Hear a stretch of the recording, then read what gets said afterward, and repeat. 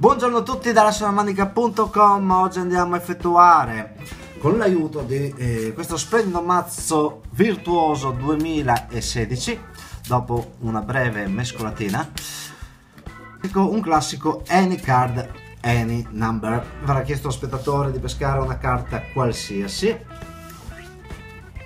di mostrarla pure, ed è un jack di quadri, come potete notare.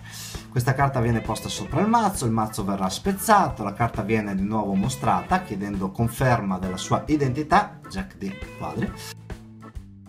Quindi la carta verrà posta in mezzo al mazzetto di destra e il tutto posto in mezzo al mazzetto di sinistra. In questo modo sarà chiaro e visibile il fatto che la carta scelta dallo spettatore verrà dispersa all'interno del mazzo.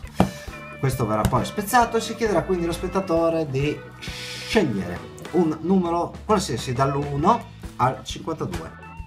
Per brevità useremo un dado da 20 che ci indica il numero 12.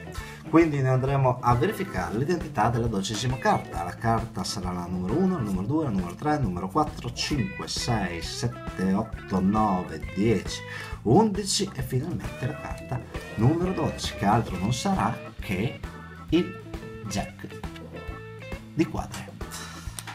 Questo è tutto per il gioco di oggi, quindi andiamo al tutorial. Ed eccoci alla spiegazione del gioco. Mazzo regolare, mescolata regolare e nessuna forzatura per la scelta di una qualsiasi carta. Una volta fatto questo però dovremo andare ad applicare un qualsiasi metodo di controllo della carta per portarla in cima al mazzo. Potete scegliere quello che volete, nell'arco dei miei giochi ne ho mostrati parecchi.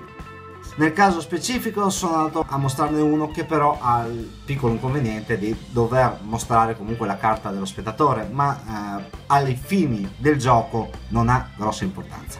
Se avete altri metodi a voi più consoni, utilizzateli pure, anche senza mostrare la carta, fa un po' più di effetto. Quello che ho usato io consiste nel arcuare la carta sul fondo in maniera da creare una separazione dell'ultima carta. Porrò in break la carta proprio in questione. Fatto questo, la carta dello spettatore verrà posta in cima al mazzetto. Questo viene spezzato, passo il break al pollice, spezzo la carta, poggio la parte di dietro comunque con la carta separata sopra la carta dello spettatore, con la scusa di mostrarla un'altra volta. Con questa mossa io sgancio la carta separata, dunque la lascio, come si può vedere dal taglio, sopra la carta dello spettatore, mostro la carta, la faccio scendere in questa maniera e poi dunque sembrerà che questa è la carta dello spettatore, ovviamente è quella appena sotto. Questa carta la infilo nel mazzetto di destra in questa maniera, tutto lo infilo nel mazzetto di sinistra in questa maniera. Bello questo effetto a scale, ringrazio uno dei miei iscritti, Black Jolly, per avermi mostrato questa simpatica presentazione, e andrò a chiudere il tutto. Fatto questo, ovviamente abbiamo controllato la carta in cima al mazzo. Chiederemo un qualsiasi numero al nostro spettatore, poniamo sia 12 come quello di prima. Noi andremo a contare in mano 12 carte, 1, 2, 3, 4, 5, 6, 7, 8, 9, 10, 11, 12.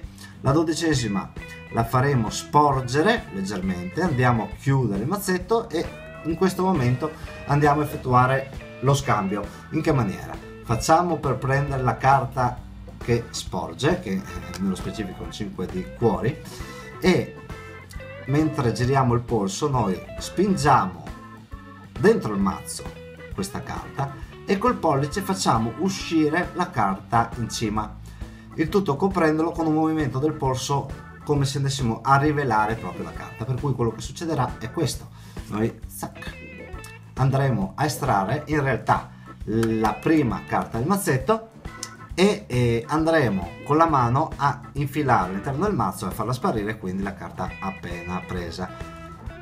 Vi faccio rivedere la mossa. Questo è il jack di picche forzato in cima, andiamo a contare un numero X di carte, una la facciamo, quella giusta la facciamo sporgere, facciamo per prendere questa carta, mostriamo questa qui. Per l'esattezza ve lo faccio rivedere, la mossa è più o meno questa. Andiamo a prendere la carta, la faccio vedere al rallentatore, spingiamo con la mano la carta all'interno del mazzo e col pollice andiamo a prendere la carta come se avessimo preso in realtà la carta interna, ovviamente, tac, e la andiamo a mostrare. Nel frattempo, se c'è qualche sfasamento, con l'indice della mano sinistra andiamo a risquadrare il mazzo, mentre la gente è distratta dal fatto che abbiamo pescato la carta giusta. Questo è tutto. Vi saluto, spero vi sia piaciuto sia il mazzo che il gioco.